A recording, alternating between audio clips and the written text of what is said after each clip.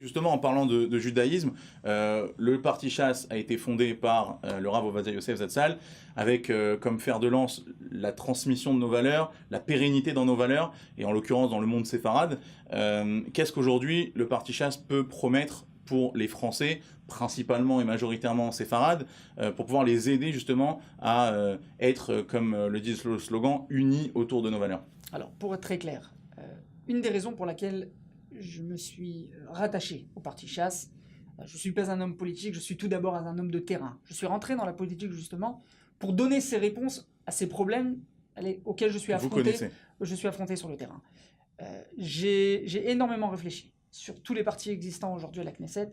La raison pour laquelle je me suis engagé au sein du parti Chasse, c'est pour la seule et bonne raison que c'est le seul parti aujourd'hui qui se bat pour ces valeurs culturelles sur lesquelles on a été éduqué auparavant au Maroc, en Tunisie, en Algérie. Par la suite, quand la France a bien voulu nous accepter, nos parents et grands-parents sont arrivés en France, je pense que ce qui a été cher à nos yeux, c'est justement de garder ces valeurs culturelles, cette vie communautaire, pour justement vivre dans un milieu francophone, sur lequel on a été éduqué, mais tout en gardant justement et ne pas être une civilisation complète au sein du pays des Français et de la France en elle-même, qui, en parallèle à cette bagarre, si on peut appeler ça comme ça, et cet affrontement en face de la Knesset, en face d'autres partis qui aujourd'hui ne cherchent justement qu'à effacer le Shabbat, effacer la Torah. Concrètement, on parle de quoi? On parle de Shabbat,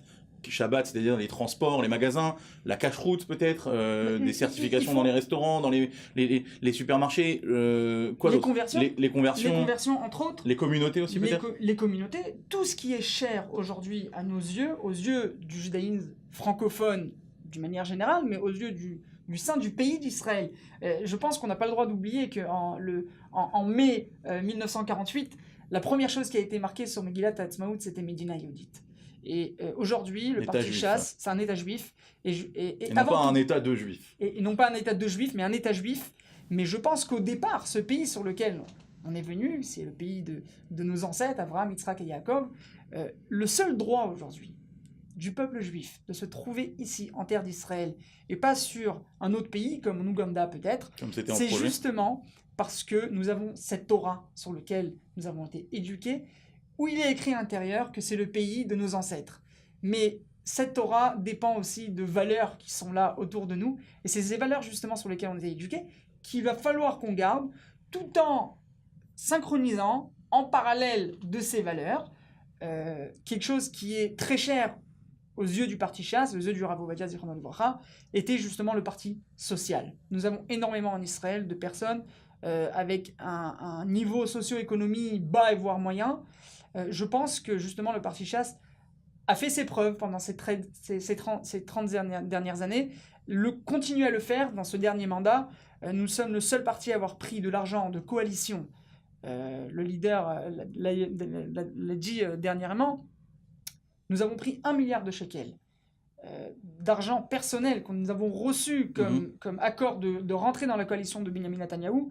1 milliard de shekels sur lequel on a posé cet argent sur la table pour pouvoir faire diminuer les transports en commun de 14,5%. Nous avons fait diminuer le coût de l'eau de 14,5%. Donc il y a des actions concrètes qui ont été menées dans le cadre de ces 30 dernières années, peut-être lors du dernier mandat où le parti Chasse était bien présent dans le gouvernement, puisque Aryeh Deri était et jusqu'à présent ministre de l'Intérieur, donc pas des moindres. Et de la périphérie. Et de la périphérie. Ce qui nous permet aussi justement aujourd'hui de donner tous ces moyens à ces villes de périphérie qui justement, dans leur majorité, ont un niveau socio-économique bas, et c'est la raison pour laquelle Chasse a voulu se battre pour pouvoir justement recevoir ce ministère. Et donc les résultats sont là. Les résultats sont là sur le terrain, et Chasse fera de même pour le ministère.